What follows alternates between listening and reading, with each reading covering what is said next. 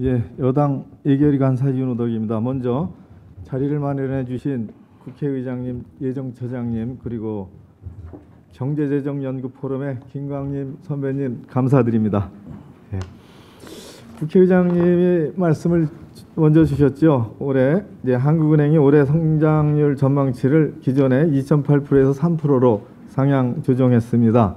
지난 4월과 7월에 이어 또다시 전망치를 올린 건데 한 해 성장률 전망치를 3차례나 올린 것은 7년 만이라고 합니다. 여러 번의 정권이 출발을 하면서 그 경제 상황을 안게 되는데 이번 정권은 다소 좋은 경제 전망을 갖고 출발했다는 점은 분명한 것 같습니다.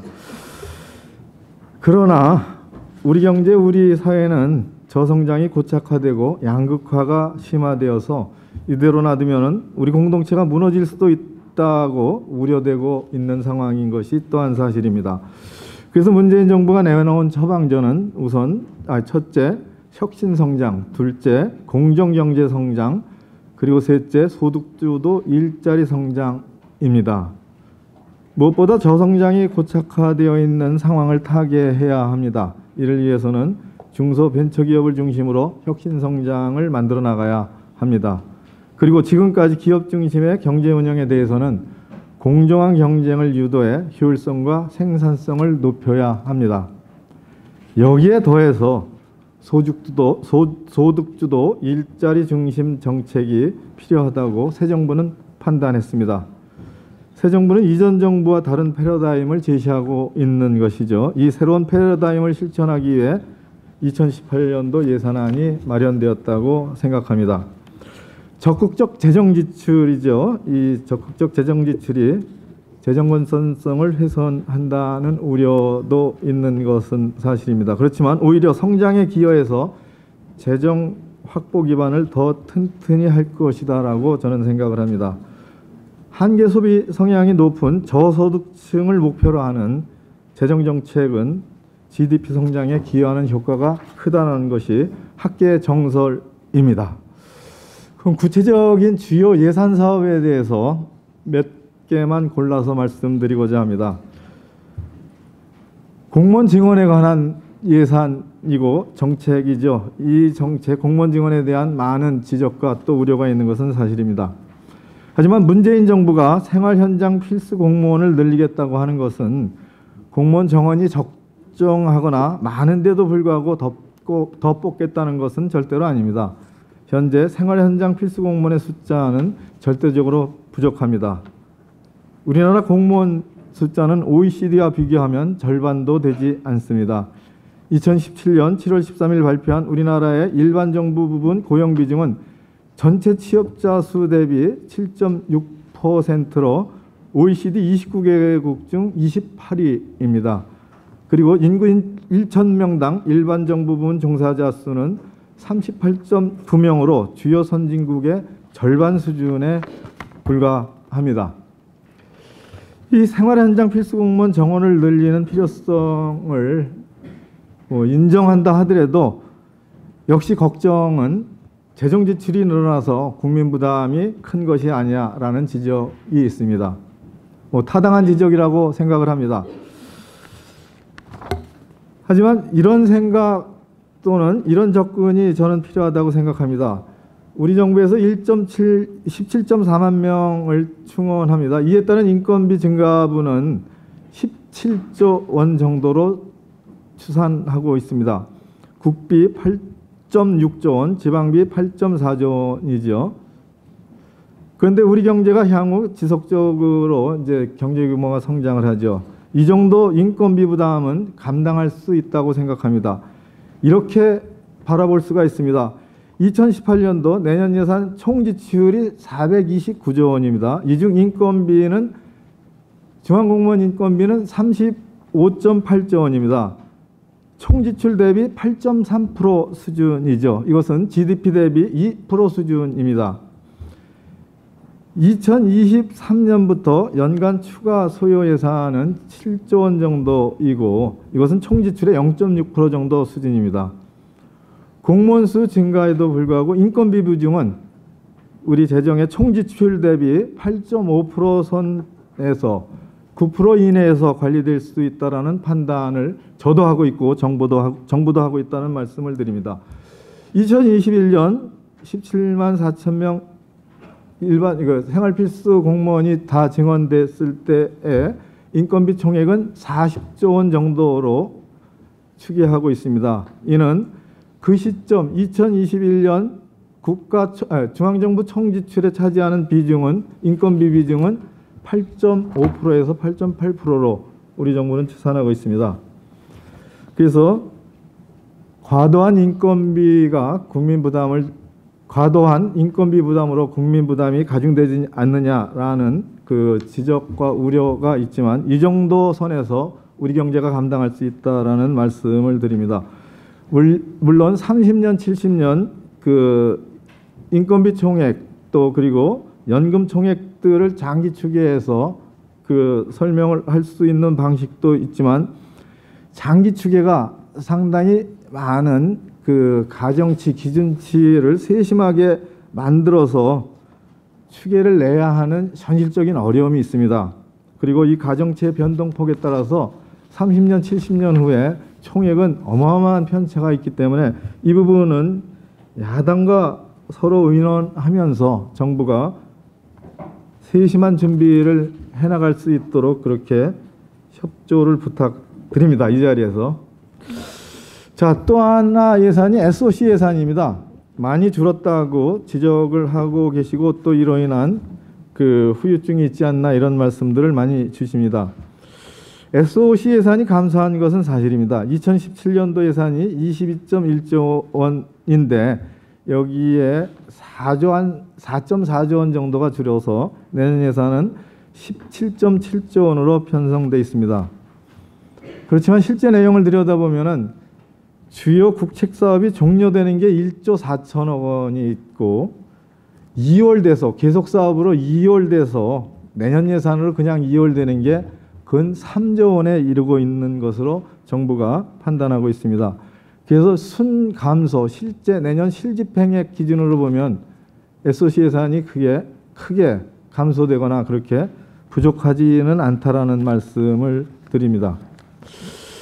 그리고 그동안 SOC 투자가 충분히 이루어졌다라는 판단도 있습니다. 그리고 SOC 예산의 지출 승수가 상당히 하락하고 있습니다. 2013년도에 조세연구원 발표에 의하면 주택 및 지역개발, 보건교육 이 모든 분야에서 재정 지출 승수가 0.387로 동일했다는 발표가 있었습니다. 그리고 또 SOC 2월액의 상세 내역을 보면 2016년도 결산치를 보면 10조 원에 해당하는 도로, 철도 SOC 예산 중에서 무려 3조 6천억 원이 그대로 2월이 됐습니다. 그래서 그것이 2017년도에 또 반영됐고 2017년도에는 3조 원 상당이 또 2월돼서 2018년도에 실집행액으로 계산된다는 말씀을 드립니다. 그리고 SOC의 이 스탁은 주요 선진국 대비 고속도로 부분에서는 1위, 우리나라가 1위고 국도에서는 2위고 철도는 6위라는 그런 그 자랑할 만한 수치도 있습니다. 그리고 SOC 예산에서 그 지역별로 홀대하지 않았냐 이런 지적도 있으셨고 언론의 문제 제기도 있었습니다. 간단히 말씀드립니다. 절대 그렇지 않다는 말씀을 드립니다. 그 복지 예산 관련해서 간단히 말씀드립니다. 2018년도 예산에서 복지 예산 증가를 두고 선심성 낭비 예산이 아니냐라는 비판이 있습니다. 하지만 아직 우리나라의 복지 수준은 선진국과 비교해보면 낮은 수준이라는 것을 금방 알 수 있습니다. 우리나라의 공공사회복지 지출은 GDP 대비 9.3% 2013년 기준입니다. 9.3%로서 OECD 평균이 21.1%입니다. 그저 절반에도 못 미치는 그러한 수준이라는 것을 말씀드립니다.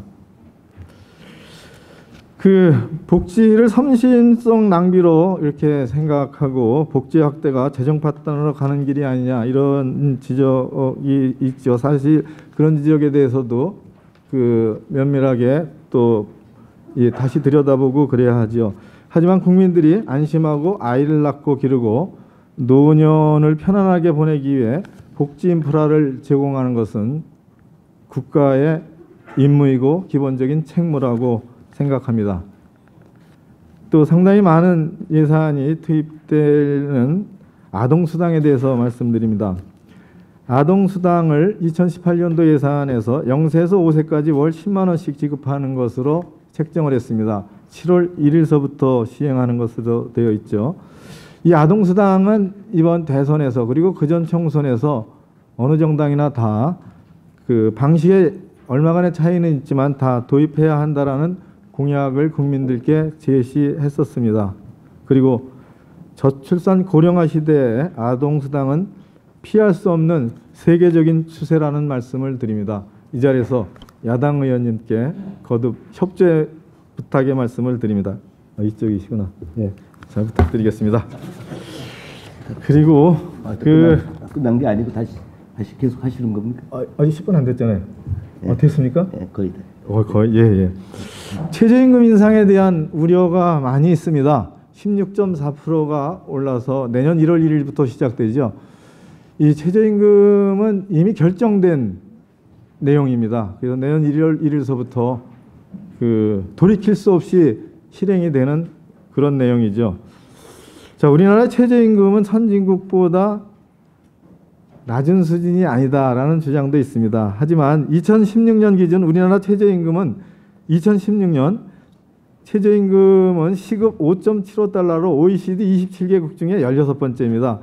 2018년으로 해서 인상이 되면 OECD 12위 정도 됩니다. 그런데 다른 나라하고 비교해서도 또 다른 우리나라만의 특성이 있습니다. 우리나라는 양극화가 심화되어서 첫째, 저임금 근로자의 비중이 무척 높습니다. 다른 나라에 비해서, 선진국에 비해서. 오직하면은 면세점 이하의 근로자가 거의 절반에 해당하는 수준이겠습니까?